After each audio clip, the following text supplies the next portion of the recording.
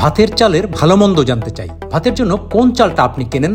চালটা কালারটা পরিষ্কার দেখার চেষ্টা করি। চিকন চালের ভাত ভালো হয়। আমরা বিভিন্ন জায়গায় ঘুরি, দেখি যেখানে আমরা কম দাম পাই সেখানে যাই আর চেষ্টা করি সেখানে দেখে নেওয়ার জন্য। কিন্তু বিক্রেতারা কি বলেন? কোন চালটা কেমন, কোনটার ধরন কেমন?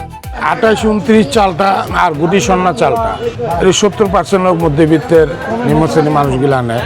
আর মিনিগেট নাজির চাল যেরকম মিনিগেট চাল 20%, আর নাজির আর বাসমতি চাল ওগুলা 10% চলে। চাল হাতে গোনা কয়েকটাই, বিভিন্ন মিলেররা তাদের ব্র্যান্ডে বিক্রি করে, এই জন্য অনেকগুলা ভেরিয়েশন হয়। আসলে চাল হাতে গোনা 3-4টা 4-5টা ধানের থেকে সংগ্রহ।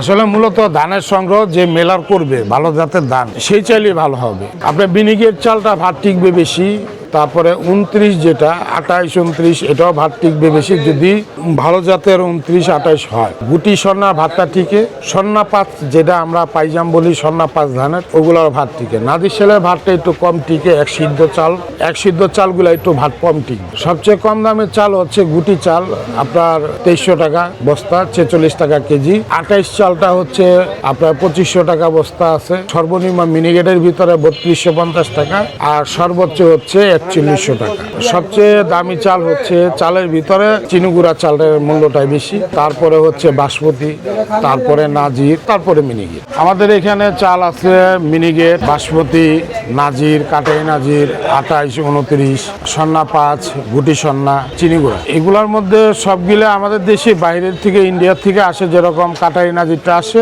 আর সন্নাটা আসে। আমাদের দেশের চালই বেশি। আমাদের দেশি চালগুলো হচ্ছে মিনিগেট, বাসমতি, কাটাই নাজির, 28-29, চিনিগুড়া, গুটি সন্না।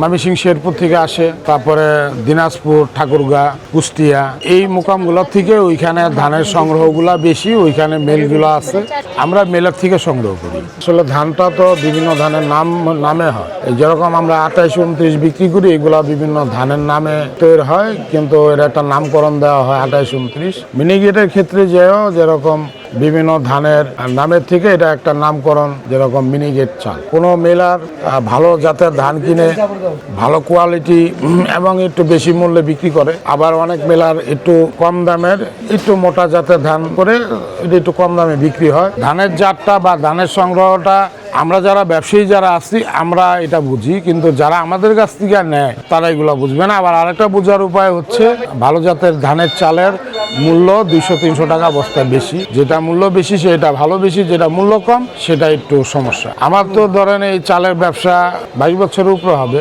ওই অভিজ্ঞতার থেকে আমি চাল ধরলে বা চাল দেখলে আমরা বলতে পারি এটা কোন ধানের চাল।